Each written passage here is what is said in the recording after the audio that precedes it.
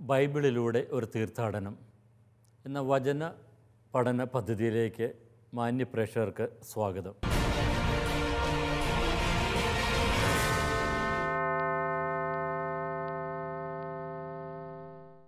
വെളിപാട് ഗ്രന്ഥത്തിലെ 14-ാം അധ്യായത്തിലേക്കാണ് നാം ഇന്ന് പ്രവേശിക്കുക.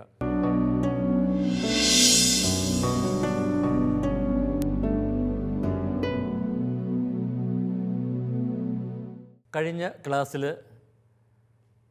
13-ാം അധ്യായത്തിലെ 666 എന്ന് പറയുന്ന ആ സംഖ്യയുടെ ആ പ്രതീകത്തിൻ്റെ അർത്ഥം എന്താണ് എന്ന് നമ്മൾ കണ്ടു. പ്രപഞ്ചവ്യാപകമായ ആ സംഘർഷത്തിൻ്റെ ഒരു വിവരണം അത് ആരംഭിക്കുന്നത് തിന്മയുടെ ശക്തികളുടെ വിവരണത്തോടെയാണ്. 12-ാം അധ്യായത്തിൽ വ്യാളിയെക്കുറിച്ച് പറയുന്നു. പിന്നെ 13-ാമത്തെ അധ്യായത്തിൽ 2 മൃഗങ്ങളെക്കുറിച്ച് പറയുന്നു.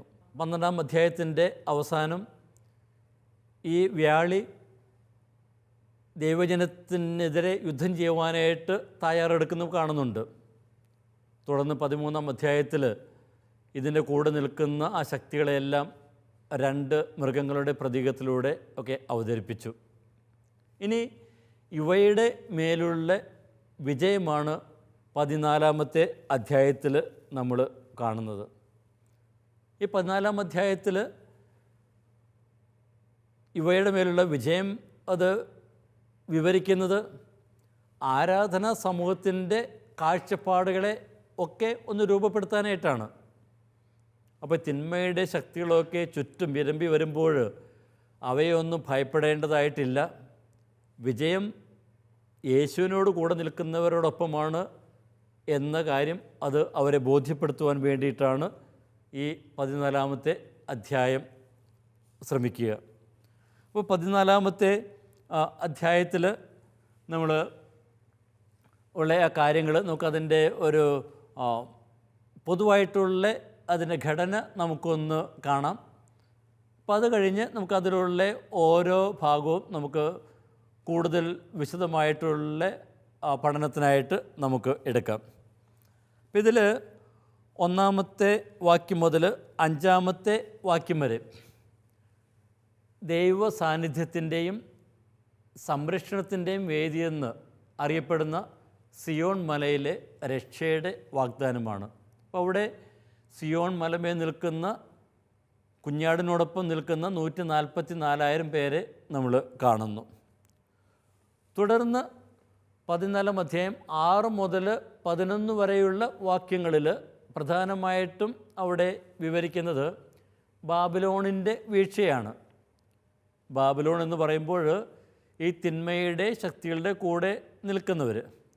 അപ്പോൾ അവരുടെ ആ വീഴ്ച അത് മൃഗത്തെ ആരാധിക്കുന്നവർക്കുള്ള ഒരു മുന്നറിയിപ്പാണ്.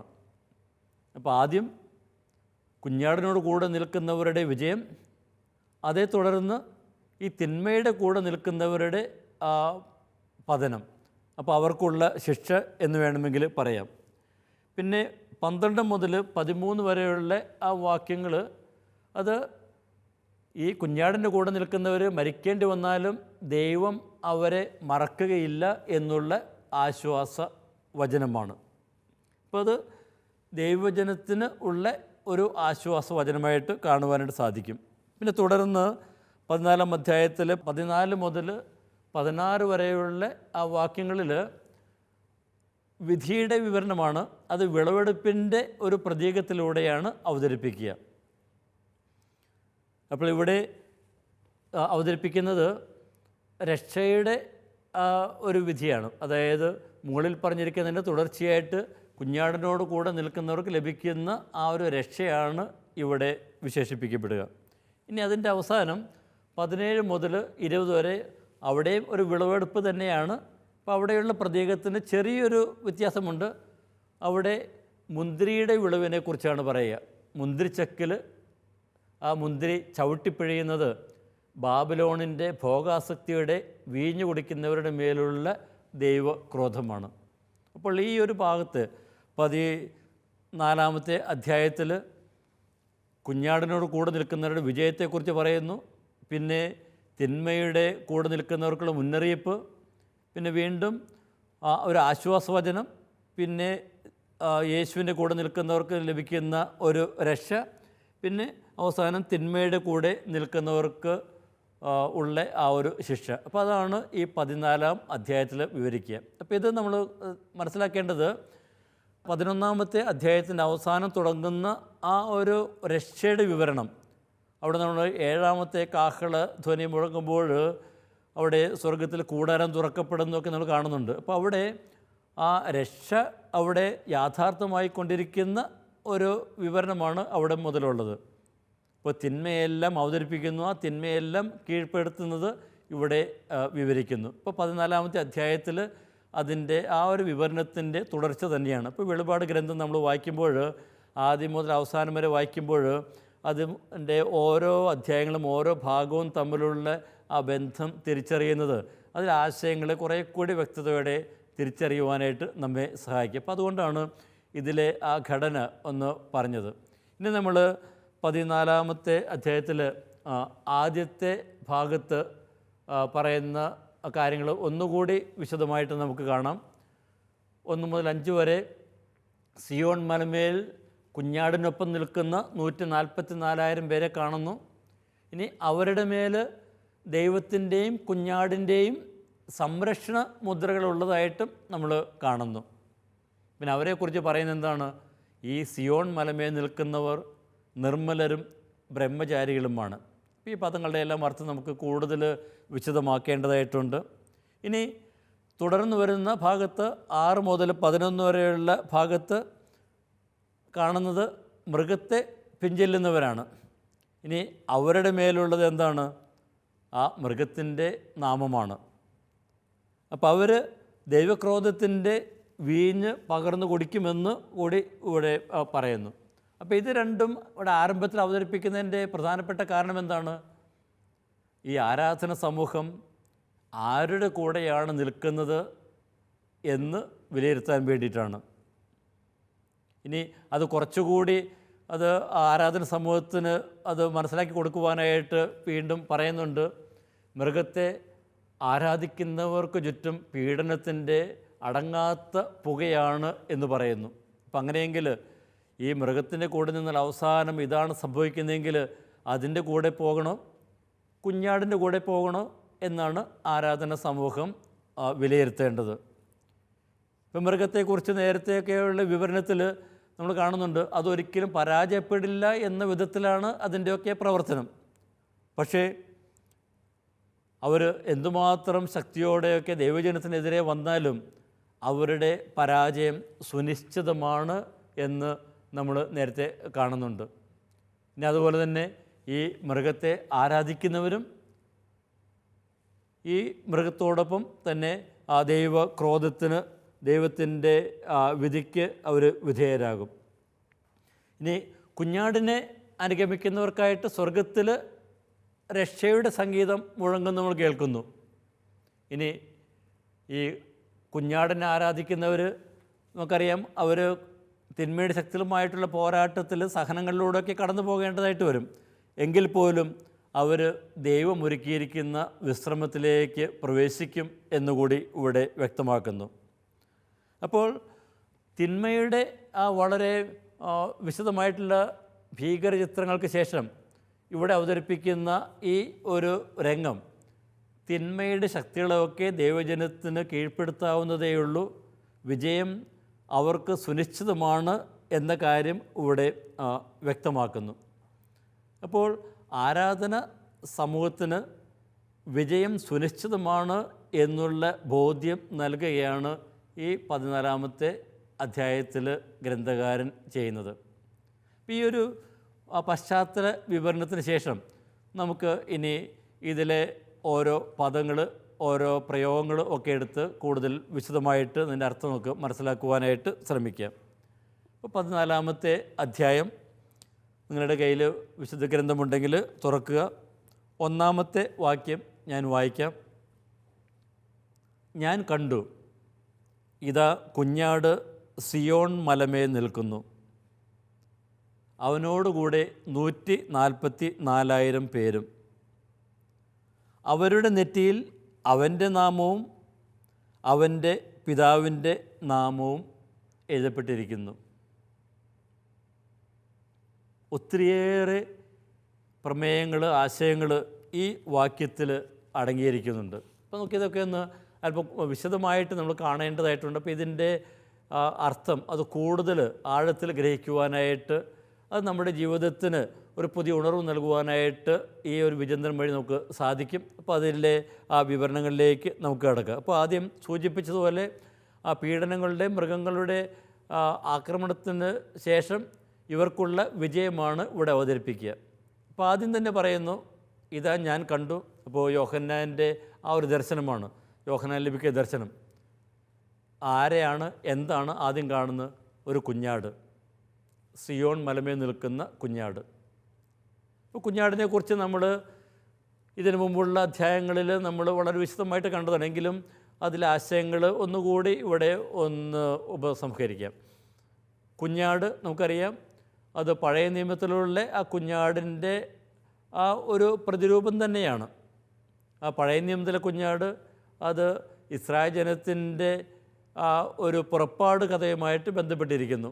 അടിമത്തത്തിൽ നിന്ന് ദൈവം അവരെ, ഈജിപ്തിലെ അടിമത്തത്തിൽ നിന്ന് അവരെ മോചിപ്പിച്ച് കാനാൻ ദേശത്തേക്ക് കൊണ്ടുവരുന്നു.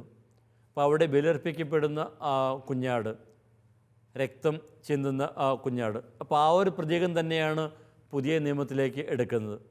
ഇപ്പോൾ കുഞ്ഞാടിനെക്കുറിച്ച് പറഞ്ഞപ്പോൾ അന്ന് നമ്മൾ സൂചിപ്പിച്ചിരുന്നു, ഇവിടെ ഉപയോഗിച്ചിരിക്കുന്ന പദം അല്പം വ്യത്യസ്തമാണ്. യോഹന്നാൻ്റെ സുവിശേഷത്തിൽ ആമനോസ് എന്ന പദമാണ് ഉപയോഗിച്ചിരിക്കുന്നതെങ്കിൽ വെളിപാടിൽ വേറൊരു ഗ്രീക്ക് പദമാണ് ഉപയോഗിച്ചിരിക്കുന്നത്, ആർണിയോൺ എന്ന പദം. അത് ഇംഗ്ലീഷിൽ രണ്ടിനും ലാം എന്ന് സാധാരണ പരിഭാഷപ്പെടുത്തും, മലയാളത്തിലാണെങ്കിൽ കുഞ്ഞാട് എന്നും. അപ്പോൾ അവിടെ അതിൻ്റെ അർത്ഥം അത്ര എളുപ്പത്തിൽ നമുക്ക് തിരിച്ചറിയാനായിട്ട് സാധിക്കില്ല, വ്യത്യാസങ്ങൾ തിരിച്ചറിയുവാനായിട്ട് സാധിക്കില്ല. പക്ഷേ വെളിപാട് ഗ്രന്ഥകാരൻ വ്യത്യസ്തമായിട്ടുള്ള പദം ഉപയോഗിച്ചിരിക്കുന്നത് പ്രത്യേക അർത്ഥത്തോടു കൂടെയാണെന്ന് നമ്മൾ 5-ാം അധ്യായത്തിലെ ആ ക്ലാസ്സിൽ നമ്മൾ കണ്ടതാണ്. എന്താണ് ഈ ആർണിയോൺ എന്ന പദം ഉപയോഗിക്കുന്ന വഴിയായിട്ട് ഗ്രന്ഥകാരൻ അർത്ഥമാക്കുന്നത്? അത് ശക്തനായിട്ടുള്ള കുഞ്ഞാടാണ്, യുദ്ധം ചെയ്യുന്ന കുഞ്ഞാട്, ഒരു മുട്ടാട് എന്ന് വേണമെങ്കിൽ വിളിക്കാം. തിന്മയുടെ ശക്തികൾക്കെതിരെ പോരാടുന്ന കുഞ്ഞാട്. 5-ാമത്തെ അധ്യായത്തിൽ 6-ാമത്തെ വാക്യത്തിൽ ആ കുഞ്ഞാടിനെ വിവരിക്കുന്നത് ഇപ്രകാരമാണ്: കൊല്ലപ്പെട്ടതുപോലെ നിൽക്കുന്ന കുഞ്ഞാട്. അപ്പോൾ അതിന് 7 കൊമ്പും 7 കണ്ണുകളും ഒക്കെയുണ്ട്. കൊല്ലപ്പെട്ടതുപോലെ നിൽക്കുന്ന കുഞ്ഞാട് അത് കുരിശിൽ മരിച്ച് ഉയർത്തെഴുന്നേറ്റ ക്രിസ്തുവിനെ സൂചിപ്പിക്കുന്നതാണ് എന്ന് നമ്മൾ കണ്ടു. ഇനി 7 കൊമ്പുകൾ അത് ശക്തിയുടെ പ്രതീകമാണ്. തിന്മയുടെ ശക്തികൾക്കെതിരെ പോരാടുന്ന, അതിനെ തോൽപ്പിക്കുന്ന ആ ദൈവിക ശക്തി തന്നെയാണ് അത് അർത്ഥമാക്കുന്നത്. ഇനി 7 കണ്ണുകൾ നമുക്കറിയാം, അത് സർവജ്ഞാനം. ഇപ്പോൾ നമ്മുടെയൊക്കെ ജീവിതത്തിലുള്ള എല്ലാ തെറ്റുകളും കുറവുകളും ശക്തികളും എല്ലാം തിരിച്ചറിഞ്ഞ് നമ്മെ ആശ്വസിപ്പിക്കുകയും ശക്തിപ്പെടുത്തുകയും അതുപോലെ തന്നെ നമുക്ക് നമ്മുടെ മുന്നിൽ വെല്ലുവിളികൾ നിരത്തുകയും ചെയ്യുന്ന ആ ഒരു ക്രിസ്തുനാഥൻ, നാം വഴിതെറ്റി പോകുമ്പോൾ തിരികെ വരണമെന്ന് നമ്മെ ശാസിക്കുന്ന ആ ക്രിസ്തുനാഥൻ. അപ്പോൾ ആ കുഞ്ഞാട് രക്ഷയുടെ പ്രതീകമാണ്. പഴയ നിയമത്തിൽ ആ പുറപ്പാട് കഥയിലെ രക്ഷയുടെ പ്രതീകമായ ആ കുഞ്ഞാട് തന്നെയാണ് ഇവിടെയും. അപ്പോൾ ദൈവജനത്തെ രക്ഷയിലേക്ക് നയിക്കുന്ന ആ കുഞ്ഞാട്. അപ്പോൾ ഞാൻ കണ്ടു കുഞ്ഞാട് സിയോൻ മലമേൽ നിൽക്കുന്നത് എന്ന് പറയുമ്പോൾ യോഹന്നാൻ ഈ രക്ഷ കൊണ്ടുവരുന്ന കുഞ്ഞാടിനെയാണ് ഇവിടെ അവതരിപ്പിക്കുക. അപ്പോൾ ദൈവജനത്തിന് രക്ഷ നൽകുന്ന ആ ക്രിസ്തുനാഥൻ, അതാണ് ഈ കുഞ്ഞാട് ഇവിടെ അർത്ഥമാക്കുക.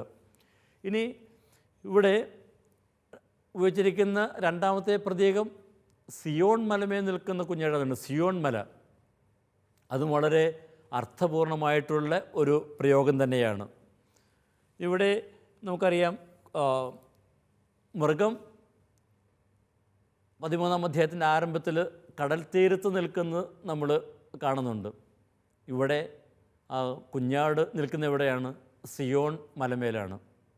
കടൽ തീരത്ത് നിൽക്കുന്ന ആ മൃഗം, അപ്പോൾ അതെന്തിൻ്റെ പ്രതീകമാണ്?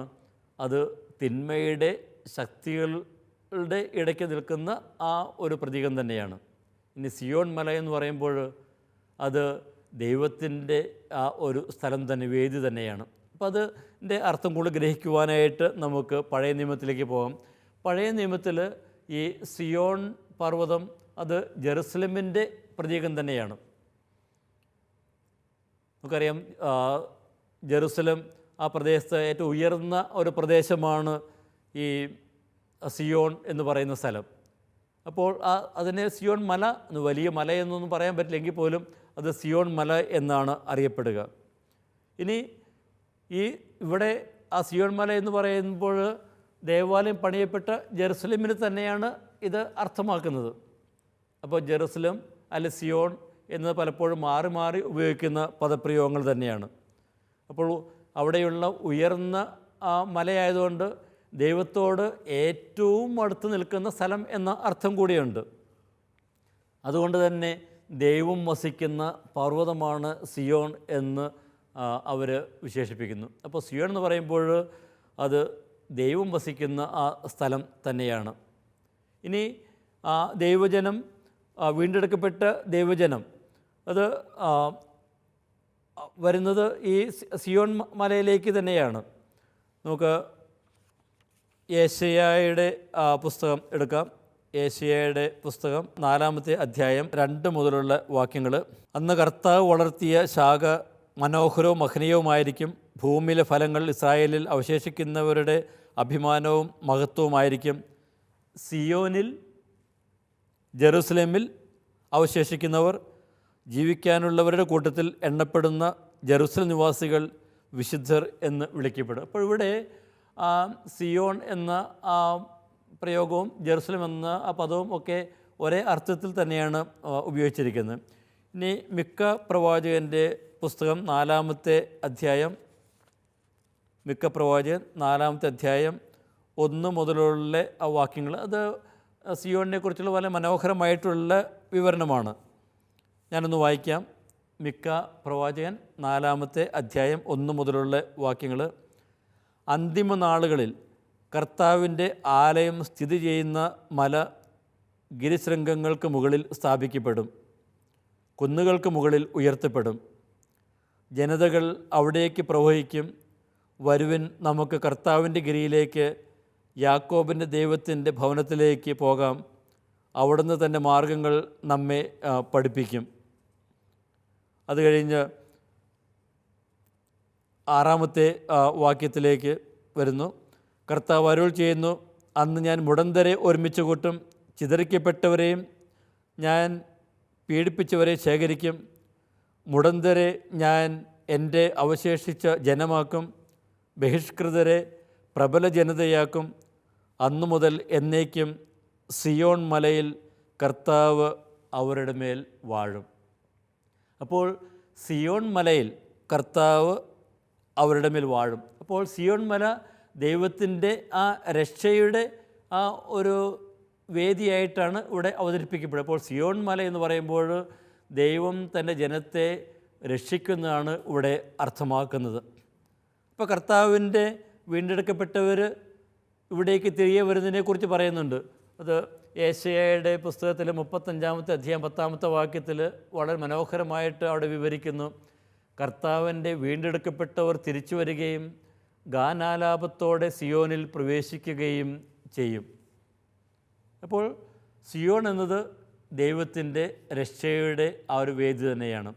അപ്പോൾ അത് വീണ്ടും നമ്മൾ പുതിയ നിയമത്തിലും ആ ഒരു അർത്ഥത്തിൽ തന്നെ ഈ 2 പദങ്ങളും കാണുന്നുണ്ട്, സിയോനും ജെറുസലേമും. അത് സഭയുടെ പ്രതീകമായിട്ടാണ് അവിടെ ഉപയോഗിക്കുക. ഹെബ്രായർക്ക് എഴുതിയ ലേഖനത്തിൽ 12-ാം അധ്യായത്തിൽ 22-ാം വാക്യവും, പിന്നെ ഗലാത്യർക്കുള്ള ലേഖനം 4-ാം അധ്യായം 26-ാമത്തെ വാക്യത്തിൽ, പിന്നെ വെളിപാടിലും നമ്മൾ കാണുന്നത് 21-ാമത്തെ അധ്യായത്തിൽ. അപ്പോൾ സിയോൺ മല എന്ന് പറയുമ്പോൾ ഇവിടെ പഴയ നിയമത്തിൽ ദൈവത്തിൻ്റെ സാന്നിധ്യമുള്ള ദൈവജനം ശേഖരിക്കപ്പെടുന്ന ഒരു സ്ഥലമാണ്, വേദിയാണ്. അപ്പം അതുകൊണ്ട് തന്നെ വെളിപാട് ഗ്രന്ഥത്തിൽ ഈ സിയോൺ പർവ്വതത്തിന് ഒത്തിരിയേറെ പ്രാധാന്യമുള്ളത് നമ്മൾ കാണുന്നു. അപ്പോൾ ഇതിന് സിയോൺ മലയ്ക്ക് വെളിപാടിൽ പ്രാധാന്യം കൊടുക്കുന്നതിന് 2-3 കാരണങ്ങൾ നമുക്ക് എടുത്തു കാണിക്കുവാൻ സാധിക്കും. ഒന്നാമത്തേത് ഇതിലെ രാജകീയ പശ്ചാത്തലം തന്നെയാണ്. ഇപ്പോൾ നേരത്തെ ഞാൻ സൂചിപ്പിച്ചിരുന്നു, ഈ സിയോൻ മല അത് ദാവീദിൻ്റെ ആ ഭരണം നടത്തുന്ന ആ ഒരു സ്ഥലം തന്നെയായിരുന്നു ആ ജെറുസലം. അപ്പോൾ അതുകൊണ്ട് തന്നെ ദാവീദിൻ്റെ തലസ്ഥാനമായ ഭരണകേന്ദ്രമായതുകൊണ്ട് തന്നെ ഒരു മിശിയാപരമായിട്ടുള്ള മെസ്സിയാനിക് ഒരു അർത്ഥത്തിൽ അത് മിശിയ ഭരണം നടത്തുന്ന സ്ഥലമായിട്ട് കൂടി അത് വിശേഷിപ്പിക്കപ്പെടുന്നു. ഇനി വെളിപാട് ഗ്രന്ഥത്തിൽ 5-ാം അധ്യായം 5-ാമത്തെ വാക്യത്തിൽ കുഞ്ഞാടിനെ വിശേഷിപ്പിക്കുന്നത് യൂദായുടെ സിംഹവും ദാവീദിൻ്റെ വേരും എന്നാണല്ലോ. അപ്പോൾ അതും യൂദായിൽ ഉള്ള ആ ഭരണത്തിൻ്റെ ആ മിശിഹായുടെ ഭരണത്തിൻ്റെ ഒരു സൂചനയാണ് നൽകുന്നത്. അപ്പോൾ സിയോൺ എന്ന ആ പദപ്രയോഗം വഴിയായിട്ട് പഴയ നിയമത്തിലെ ആ ഒരു രാജകീയ ഒരു സന്ദേശം അത് ഇവിടെ നൽകുന്നു. പിന്നെ രണ്ടാമത്തേത്, സിയോൺ ഇസ്രായേലിൻ്റെ ഒരു ആരാധനാ കേന്ദ്രമായിരുന്നു. നമുക്കറിയാം, അവിടെയാണ് ദൈവജനം ആരാധന സ്തുതി കീർത്തനങ്ങളുമായിട്ടൊക്കെ വരുന്നത്. സ്തുതികൾ ഇവിടെ മുഴങ്ങുന്നത് വീണ്ടും വെളിപാടിൽ നമ്മൾ അത് കാണുന്നുണ്ട്. വെളിപാടിൽ ദേവാലയത്തിൽ ഒക്കെ അർപ്പിക്കപ്പെടുന്ന ഒരു ആദ്യ ഫലം പോലെ വീണ്ടെടുക്കപ്പെട്ടവർ ഇവിടേക്ക് കടന്നു വരുന്നു. അപ്പോൾ ആദ്യം ഇതിലെ ഒരു രാജകീയ പശ്ചാത്തലം, രണ്ടാമത്തേത് ഇതിലെ ഒരു ആരാധനയുടെ ഒരു പശ്ചാത്തലം, മൂന്നാമത് ഈ സിയോൺ എന്ന് പറയുന്നത് അത് ദൈവശക്തിയുടെ ഒരു ദൈവസഹായത്തിൻ്റെ ഒരു ഉറവിടവും ദൈവജനത്തിന് ഒരു അഭയകേന്ദ്രവുമായിരുന്നു. ഇവിടെ നിന്നാണ് ദൈവം ശത്രുക്കളെയെല്ലാം പരാജയപ്പെടുത്തി തൻ്റെ ജനത്തെയെല്ലാം ഒരുമിച്ച് കൂട്ടുന്നത്. അപ്പം അതുകൊണ്ട് തന്നെ ദൈവജനത്തിന് ഒരു സുരക്ഷിത സ്ഥലവുമാണ്. അപ്പോൾ തിന്മകളെയെല്ലാം ഉന്മൂലനം ചെയ്ത് തൻ്റെ ജനത്തെയെല്ലാം ഒരുമിച്ച് കൂട്ടി തൻ്റെ കരവലയത്തിലാക്കുന്ന ആ ഒരു പ്രമേയം അത് ഇവിടുന്ന് കാണുവാനായിട്ട് സാധിക്കും. അപ്പോൾ ഈ സിയോൺ മലമേൽ നിൽക്കുന്ന കുഞ്ഞാട് എന്ന് പറയുമ്പോൾ ദൈവസാന്നിധ്യത്തിൻ്റെ സ്ഥലമാണ്. അതുപോലെ തന്നെ ദൈവം തൻ്റെ ജനത്തിന് നൽകുന്ന രക്ഷയുടെ ഒരു പ്രതീകം കൂടെയാണ്. അപ്പോൾ സിയോൺ മലമേൽ നിൽക്കുന്ന ആ കുഞ്ഞാട് ദൈവത്തിൻ്റെ രക്ഷാകര പ്രവൃത്തി ഇവിടെ പൂർത്തിയാകുന്നു എന്നതിൻ്റെ ഒരു സൂചന കൂടിയാണ്. ഇപ്പം മുദ്രകൾ പൊട്ടിക്കുന്ന കുഞ്ഞാട് നമ്മൾ 6-ാമത്തെ അധ്യായം മുതൽ നമ്മൾ കാണുന്നുണ്ട്. ആ കുഞ്ഞാട് അതിൻ്റെ ചരിത്രം അതിൻ്റെ പരിസമാപ്തിയിൽ എത്തിക്കുന്നതാണ് നമ്മളിവിടെ കാണുക. തിന്മയുടെ ശക്തികളെല്ലാം ഒന്നൊന്നായി പരാജയപ്പെടുത്തി ഇവിടെ അതിൻ്റെ പരിസമാപ്തിയിൽ എത്തിക്കുന്നു. അല്ലെങ്കിൽ 7 കൊമ്പുകളുള്ള ആ കുഞ്ഞാട് തിന്മയുടെ ശക്തിക്കെതിരെ തൻ്റെ പ്രാഭവം പുറത്തെടുത്ത് അതിനെല്ലാം പരാജയപ്പെടുത്തി ഇവിടെ രക്ഷ യാഥാർത്ഥ്യമാക്കി കഴിയുന്നു. അപ്പോൾ സിയോൺ ദർശനം അത് ഒരു രക്ഷയുടെ ദർശനം തന്നെയാണ് എന്ന് വേണമെങ്കിൽ പറയാം. ഇനി രക്ഷയുടെ ദർശനം എന്ന് പറയുമ്പോൾ അത് ചിലരൊക്കെ പറയും ഇത് സ്വർഗീയ ആയിട്ടുള്ള സിയോനെയാണ് സൂചിപ്പിക്കുന്നത്, അതായത് ആ രക്ഷ ഇവിടെ യാഥാർത്ഥ്യമായി കഴിഞ്ഞു എന്നതാണ് സൂചിപ്പിക്കുന്നത് എന്ന് ചിലരൊക്കെ പറയാറുണ്ട്. പക്ഷേ അതിനുപരിയായിട്ട് നമുക്ക് പറയാൻ സാധിക്കുക ഇത് പിന്നീട് വിവരിക്കപ്പെടുന്ന ആ പുതിയ ജെറുസലേമിൻ്റെ ഒരു മുൻ അവതരണമാണ്. അപ്പോൾ സിയോൺ മലമേൽ നിൽക്കുന്ന കുഞ്ഞാടിൻ്റെ ആ ഒരു പ്രതീകം വഴിയായിട്ട് ഗ്രന്ഥകാരൻ ഇവിടെ അവതരിപ്പിക്കുന്നത് കുഞ്ഞാടിലൂടെ ഈ രക്ഷ യാഥാർത്ഥ്യമായി കഴിഞ്ഞു. ഇപ്പോൾ 13-ാം അധ്യായത്തിലൊക്കെ വിവരിക്കുന്ന ആ തിന്മയുടെ ശക്തികളെ കണ്ട് ദൈവജനം ഭയപ്പെടേണ്ട കാര്യമൊന്നുമില്ല. ഇതാ ഈ കുഞ്ഞാടിൻ്റെ കൂടെ നിൽക്കുവാനായിട്ട് നിങ്ങൾ യോഗ്യരായി കഴിഞ്ഞിരിക്കുന്നു. അപ്പോൾ ദൈവത്തിൻ്റെ ആ സാന്നിധ്യമുള്ള ആ മല, ദൈവത്തിൻ്റെ രക്ഷയുടെ ആ ഒരു കേന്ദ്രം, അത് നിങ്ങൾ നിൽക്കുന്ന കുഞ്ഞാടിനോടൊപ്പം നിൽക്കുന്ന നിങ്ങളുടെയും ഒരു സ്ഥലമായിട്ട് മാറുന്നു എന്ന് ഗ്രന്ഥകാരൻ ഇവിടെ അവതരിപ്പിക്കുന്നു. പിന്നെ ഇവരെക്കുറിച്ചുള്ള വിവരണങ്ങൾ പിന്നെ തുടർന്ന് പറയുന്നുണ്ട്. നമുക്ക് തുടങ്ങി വയ്ക്കാം. തുടർന്നുള്ളത് നമുക്ക് അടുത്ത ക്ലാസ്സിൽ നമുക്ക് വിവരിക്കാം. ഇവിടെ പറയുന്നു, അവനോടുകൂടെ 144,000 പേര് ഉണ്ട് എന്ന് പറയുന്നു. അപ്പോൾ 144,000 പേര് അത് ദൈവജനത്തിൻ്റെ സംഖ്യയാണ് എന്ന് നമുക്കറിയാം. 144,000 പേര് നമ്മൾ 7-ാം അധ്യായത്തിൽ നമ്മൾ കണ്ടതാണ്. അത് പഴയ നിയമത്തിലെയും പുതിയ നിയമത്തിലെയും ഒക്കെ രക്ഷിക്കപ്പെട്ട ആ ജനതയുടെ സംഖ്യ തന്നെയാണ് ഈ 144,000 പേര്. അപ്പോൾ ദൈവജനം മുഴുവനും ആ കുഞ്ഞാടിനോടുകൂടെ സിയോൺ മലമേൽ നിൽക്കുന്നു, ആ രക്ഷയിൽ പങ്കുചേരുന്നു എന്നുള്ള ആ ഒരു സന്ദേശം അത് ദൈവജനത്തിന് വലിയ ശക്തി പകരുന്നു. തിന്മയുടെ ശക്തികൾ എത്ര ഭീകര രൂപം പൂണ്ട് വന്നാലും ആ വ്യാളിയുടെയും ഒക്കെ മൃഗങ്ങളുടെയും ഒക്കെ രൂപത്തിൽ വരുന്ന ആ തിന്മയുടെ ശക്തികൾ അവർക്ക് എന്തുമാത്രം ആക്രമണങ്ങൾ അഴിച്ചുവിട്ടാലും അതിനെയൊന്നും ഭയപ്പെടേണ്ട കാര്യമില്ല. ഇതാ കുഞ്ഞാട് വിജയിച്ചിരിക്കുന്നു, സിയോൺ മലമേൽ ആ ദൈവിക രക്ഷയുടെ ആ വേദിയിൽ നിൽക്കുന്നു, നിങ്ങളും ആ കുഞ്ഞാടിനോട് കൂടെ ആയിരിക്കും എന്നുള്ള ആ ഒരു പ്രത്യാശ നൽകുന്നു. അത് തിന്മയ്ക്കെതിരെ യുദ്ധം ചെയ്യുവാനായിട്ട് ദൈവജനത്തിന് ശക്തി പകരുന്നു. നമ്മുടെ മുന്നിലുള്ള ആ സന്ദേശം അതുതന്നെയാണ്. തിന്മയൊരിക്കും ഭയപ്പെടേണ്ട കാര്യമില്ല, കാരണം കുഞ്ഞാടിൻ രക്ഷ യാഥാർത്ഥ്യമായി കഴിഞ്ഞിരിക്കുന്നു. തുടർന്നുള്ള കാര്യങ്ങൾ നമുക്ക് അടുത്ത ക്ലാസ്സിൽ കാണാം. അതുവരെ എല്ലാവർക്കും ഈശോ മിശിഹായ്ക്കും സ്തുതിയായിരിക്കട്ടെ.